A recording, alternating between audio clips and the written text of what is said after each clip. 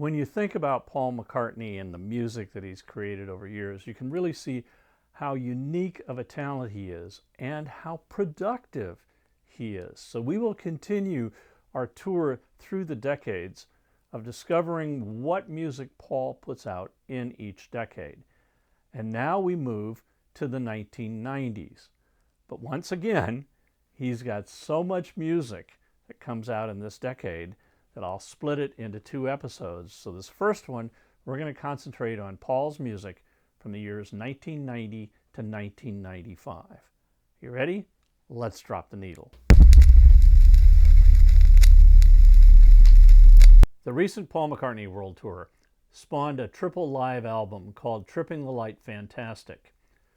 It covers his entire career, from Beatle songs to songs on Flower and Dirt. All the hits and more are on this triple LP. It reaches number 17 in the UK and 26 in the US.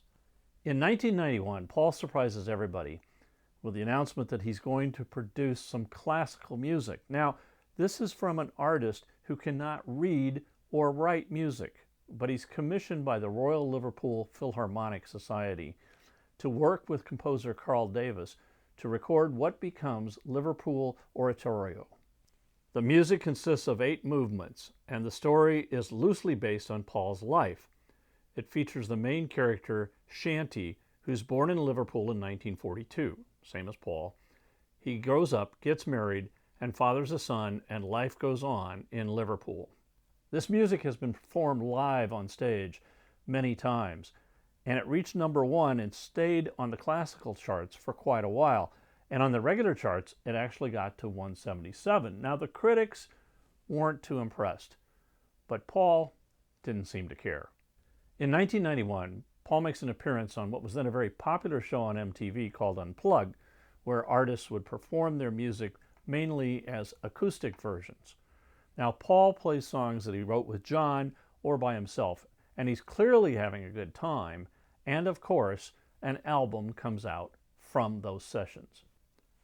On it, I like the very early Paul-written song, I Lost My Little Girl, his take on Blue Moon of Kentucky and We Can Work It Out, and of course, I always like I've Just Seen a Face. Then he does She's a Woman, That Would Be Something, interesting take on Ain't No Sunshine and Singin' the Blues. Paul was obviously having a lot of fun when he did this performance, and audiences lapped it up. It went to number 7 in the UK and 14 in the US, making it Paul's highest charting album in 10 years. In February 1993, Paul takes the band in the studio to record a new album called Off the Ground, and this was recorded live, and most of the songs were done in the first take. I like Off the Ground, Hope of Deliverance, Mistress and Maid, co-written with Elvis Costello, Peace in the Neighborhood, The Lovers That Never Were, again co-written with Elvis Costello, and Come On People. The album contained no hit singles in the US. It reached number 5 in the UK and 17 in the US.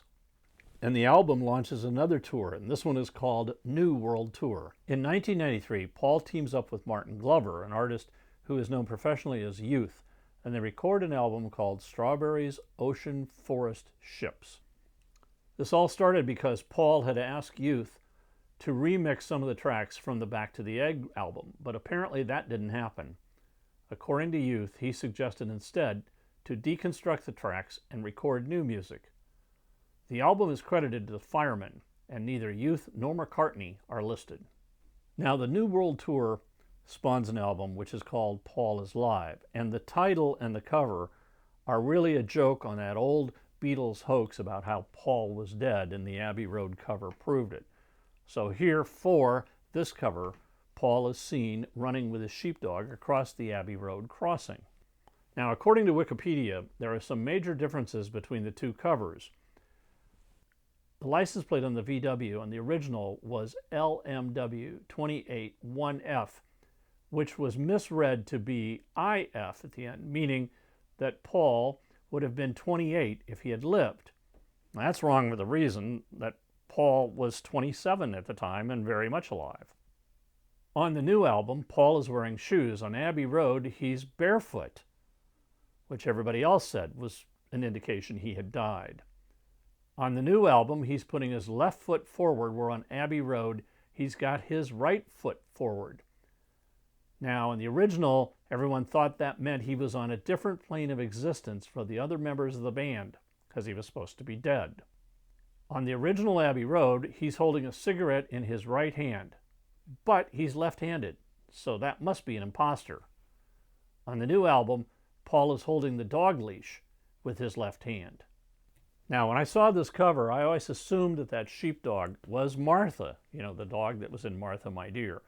But no, it's actually Arrow, who was Martha's offspring. This album was released just 3 years after the last live album from Paul, Tripping the Light Fantastic, and as a result, audiences didn't really take to it. Although there's only one song that's on both records, and that's Live and Let Die.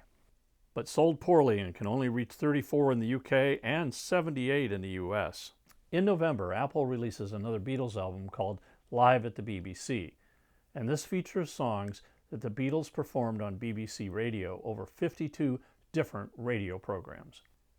The set includes 56 songs, 13 tracks of dialogue, and 30 songs that had never been released by the Beatles. The album reaches number 1 in the UK and 3 in the US.